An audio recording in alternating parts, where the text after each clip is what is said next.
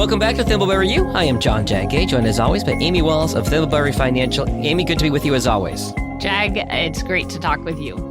I'm excited about today's topic, too. This is right in your wheelhouse. We are talking about the 50-30-20 budgeting rule. I know that our target audience, especially folks you work with at Thimbleberry, busy tech, healthcare professionals, they struggle with time management in their personal lives. This is the real easy way to do things, right? It is. And here's the thing. As a financial advisor, we don't actually get into budgeting with our clients. Now, we have our clients identify where they spend money. Mm-hmm. You don't know how to change a behavior if you need to change it, if you don't know what you're actually doing. Mm-hmm. So budgeting is something we get into, but we do want budgeting to be simple because our clients are busy. Who has time to budget to the penny? So I think this concept really helps break it down. All right, we'll start at the basics, Amy. What is the 50-30-20 budgeting rule? Of your income coming in, it's the idea that 50% goes to necessities. 30% goes to wants, and 20% gets saved. Now, these aren't going to be the perfect numbers for everybody, but they're putting us in the ballpark. Good starting point. When we're working with our clients, we're figuring out how much they need to be saving. So that number may shift, and then the 50 and 30 may need to shift. But it gives us an idea of, looking at everything we do. One, is this a need or a want, right? And what do we need to do for our longer term financial future and goals? When you say need versus want, that can be different for different people, for sure. Absolutely. All right. So as I mentioned, Amy, as we talked about on the podcast before, you work with a lot of tech and healthcare professionals. How does this budgeting rule help them? Yeah. When you're busy, focusing on your career, focusing on your family, your hobby, the last thing I think these folks probably want to do, especially because they do have enough money coming in, is have to worry about where each penny goes. It's just not fun. It doesn't feel productive, right? Because it's getting into the minutia when maybe a 10,000-foot view could be better. Okay. Or could be just as helpful rather than better.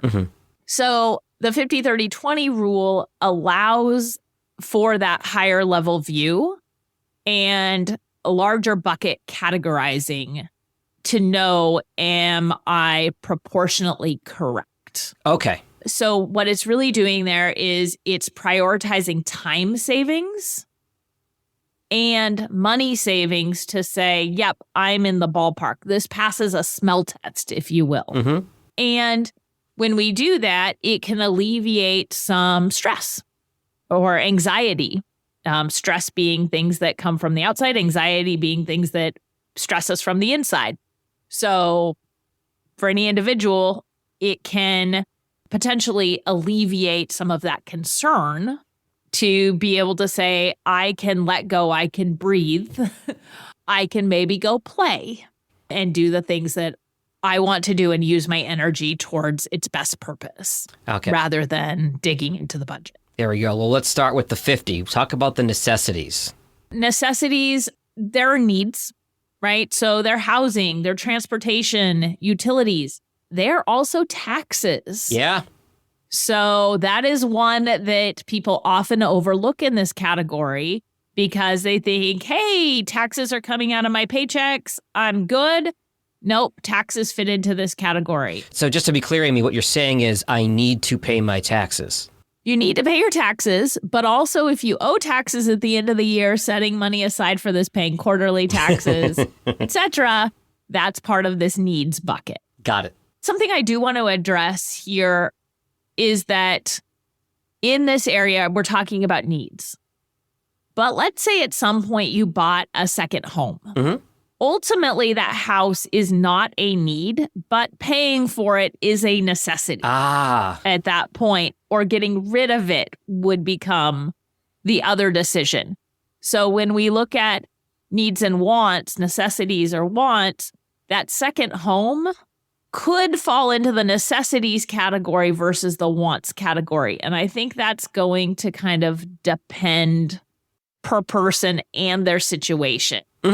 If that makes sense. Once you've made a long-term financial commitment, it can still be a want, absolutely, but it may categorically be more of a necessity. Got it. Okay.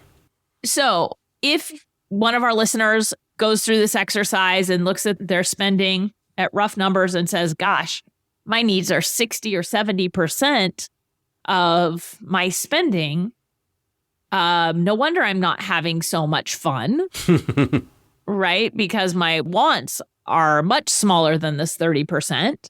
What can they do? Well, that is a good time to make some tough decisions. Maybe if you've got a second home in your necessities, it might be time to consider, is that what you want to be spending on? Or is that what's making your wants number so small?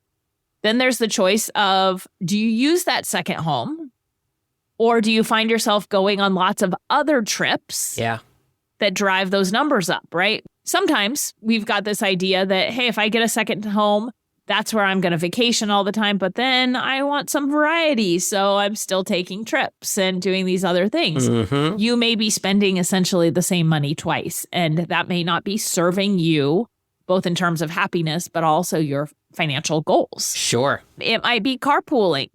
You know, if parking is several $100s a month to park in, a downtown area, maybe you carpool with people to save a little bit of money. I know, for an example, since COVID, my wife and I have both been working from home since March of 2020, and it's not changing. We downsized to one car. It's very rare that we would both need the car the same day. When that happens, we coordinate and we work it out. You talked about some things going from a want to a need. The car kind of went from a need to a want because we didn't need the second car. The car payment and the insurance, we're good with just the one. Yep. My husband and I periodically have this conversation, but with two kids at different ages running in different directions, we haven't been able to That's fair. coordinate that one yet. But I'm in full agreement with what you said. There's also some things that you can do in this area for your necessities to help, cost savings tips if you're finding you're over, meal prepping and looking at bills, maybe for things that are necessities like groceries, but that can go over. You give yourself a weekly or a monthly budget. Yeah. Clothes, they are a necessity, right? Portland does have the naked bike ride. That's one time people don't have to. So giving yourself a weekly or a monthly budget, maybe into a separate spending account for those types of things, can be helpful to help keep you on track because the numbers can vary. I can go to the grocery store and I can buy filet mignon, or I can buy ground turkey, And then one thing, because we do work so much with our tech and healthcare clients, there is something related to our tech clients or anybody working in tech that applies to these necessities. And that is equity compensation. It tends to come in spurts. Maybe it's once a year, maybe it's quarterly. That equity comp is income. Yeah. But it can be dangerous to have it become part of your lifestyle and your overall income. Let's say the equity compensation accounts for $100,000 of your income in a year. And you say 50% of that is going to go to necessities. But next year, your stock price is really low, or you change employers and you have a year with no equity compensation coming in. Yeah. It can be very dangerous to look at that equity compensation as regular income to be allocated to regular expenses in a 50% way. You could make the same argument for somebody who works in sales and is counting on their commission as part of their income. Absolutely. So one way to maybe think about those dollars is maybe you have a home project that really, since we're talking necessity, needs to be done. You'd really like for it to be done. It's more than just a want, but it's a one-time project. Yeah. Maybe those funds go to cover the cost of that project. That would be a good example of using them so that it's a one and done. Yeah. Versus, as we talked about, like the ongoing expenses for a second home. Right. So that helps the necessary costs, Amy. What about the fun stuff? Let's get to the wants. Those are way more fun to talk about. Absolutely. The wants are definitely the fun stuff. I've recently been reading a book on play and figuring out how to incorporate more play and the benefits of play. And wants aren't all play, but that's where I go with them. There's some very big studies showing the benefits of experience for long-term happiness. Yeah. Versus things. So with the wants, and we're talking about play too, Many of our clients work really hard and they play really hard. So we talked about necessities, the wants, it's about balance, right? It's about having both the things we need and the things that make our lives nicer and happier. So there are ways to manage discretionary expenses, which is what these wants are. So things like dining out and entertainment and hobbies. So earlier I talked about a weekly or a monthly budget. These can actually be combined. So for example, one spending account that on a weekly basis you send money over to for both some of your necessities, like I said, groceries, but can fluctuate in terms of cost, but also your dining and entertainment and hobbies. My husband and I do that. Every week, we send a certain amount of money to what we call our spending account. Yeah. And manage against that. Other things to do for wants to help keep costs in control because they can, escalate. Be that if you find yourself skiing regularly, for example, if you really get into it, buy the season pass. Yeah. If the math works, you can easily wait and say, oh gosh, until I go so many times, this may not make sense. I haven't proven to myself I'm going to do that. And if you're a kind of person that starts something and doesn't continue, that makes sense. But if buying a season pass is going to pay off after 3 or 4 times of going, well, then buying the season pass may be your best avenue. And you'll learn in the next year, did you go or not?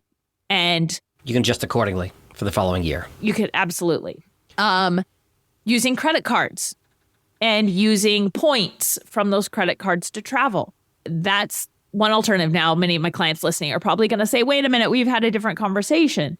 And the reason that we've had a different conversation on these wants is that using a credit card to pay many of your expenses can allow for justified spending, meaning I'm going to get points, therefore I'm saving this much by spending this, and so I should do it. And it causes increased spending. Yeah, the credit card thing is really interesting because I think about as long as it's stuff that you would be spending money on anyway, and as long as you can pay the full balance every month so you're not paying interest, because if you start paying interest, you're going to wipe out any benefit whatsoever. We've got the hack going right now. So in February, we're going to take my best friend and his wife and our goddaughter to Disney World in February. Awesome. We're going to take care of the flight and the tickets and everything.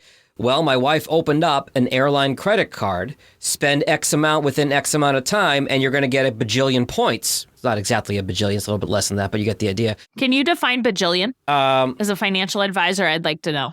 No, I cannot.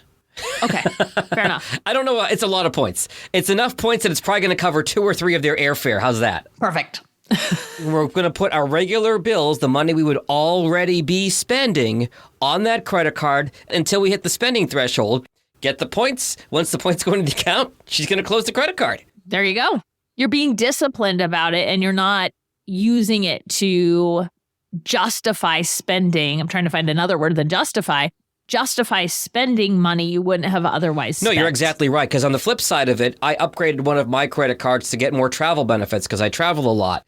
And it was like the same thing, spend X amount by this date to get all these benefits. And so a couple times I'm getting a targeted ad on social media. Oh, that looks like a nice shirt. Or, oh, I'm going to go get takeout today because I can get toward that limit on my credit card. And at the end of that month, I went back and went, oh my gosh, I spent way beyond my budget this month. It's because I was spending on stuff I wouldn't have bought anyway. So I'm glad you made that differentiation. It's really important. And the psychological impact of that advertising is tricky. Yes. So I talked about play and there's studies showing that experiences are really valuable. So wants, one of the things I'd say too here is think about experience versus things. So for example, maybe you're looking to buy your wife a birthday present. It may be better, you have to make the decision, not me, to forego something physical in an effort to have that experience. Here's the reason why. And especially if it's something for yourself. And I don't remember the source on this, the statistic I've heard several times. Within 3 days of buying something, so of making a purchase, we no longer get happiness out of that purchase. Wow. But if we have an experience, let's say a trip, our body will kick off endorphins. Okay. Whenever we think about that trip for the remainder of our lives. Wow. Okay, let me go back to my goddaughter. Last Christmas, there was a present that she really, really wanted. It was the hot toy. I don't remember off the top of my head what it was. And my buddy could not find it in any store. We were able to find it and ship it to her. and she got the toy that she really wanted for Christmas, and she was over the moon. Something tells me this Christmas, when she opens up the package and sees we're taking her to Disney World in February, I'm guessing the memories, I'm hoping at least, the memories of Disney World are going to be better than the toy that she got the previous year. Absolutely. Studies say that would be the case. Yeah, what a great trip. I hope you're like boxing the trip within another box so that she has many things to open in order to build up the anticipation and get to this Disney World trip. My wife is the resident Disney expert, so I think there's some sort of customizable gift we can mail her. She lives out of state that she'll go and say, guess what, in X amount of days, we'll see you at the Magic Kingdom. So there we go. So let's talk about the 20% going to savings before we wrap up, Amy. How can you make that easier? The first thing that comes to mind is setting up as much of it up to be automatic as possible. Yep. Setting reminders in your calendar. So setting it up to be automatically, what I really mean by that is take advantage of your 401k, for example. Oh, yeah. Now, for the clients we work with in tech and healthcare, it's a low percentage of income that allows them to maximum fund their 401k. Yes. So when we say try to save 20%, they may be maximum funding that at 10% of income. Mm-hmm. So where does the other 10% come from? It depends on where it's going, but as much as possible, if it can be set up automatically, great. Maybe it's send that money into a separate savings account. Yes. Maybe it's setting reminders in your calendar for right after equity compensation vests. Mm-hmm. So if your company vests in February and May and August and November, then maybe at the end of each of those months, you set a reminder to look at your proceeds from whatever you did sell and set that into a separate savings account to get transferred into your investments so that it's a real quick eyeball of, cool, these are my proceeds. Here's 20% of that. Boom. I don't have to wonder anymore. And I don't have to go back and pull the documents. Way more effective than just dumping it and buying the sports car. Yes. That would fall into the wants category. Okay, so look, budgeting is hard. Budgeting can be a challenge, Amy. What are some ways we can overcome some of the common challenges people have when it comes to budgeting? Yeah, I think one, except that no one likes it. Even your financial advisor probably doesn't love doing it. It takes away from other things in your life. So acknowledge there might be a good enough box you can check on this. Mm-hmm. And figure out what's most important to you, right? Knowing that your time is best used doing X, Y, and Z, your energy is refilled doing A, B, and C, helps give that permission to not be as detailed, but set times to review what you're doing. So it's not so much the budgeting piece that is the time-consuming part. It's the tracking what you've been doing against your budget. Okay. All right. So setting the budget with the 50-30-20 is a ballpark. Now it's actually breaking down your spending and saying, okay, approximately how much are we spending in these areas? And there are some quick ways to do that, such as downloading all of your expenses for the last couple of months. Yep. Into an Excel document. And if you set a calendar reminder to just do this every 3 months and then sort them by the, gobbledygook thing on the statement that says where it's from, or your bank account, sort by that, your grocery store is going to show up at the same spot.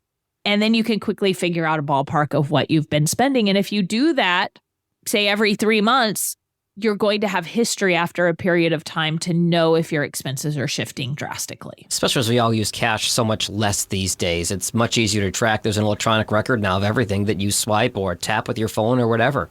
Absolutely. Also, get professional help. Depending on your situation, some of the things we've talked about today may not make sense for you.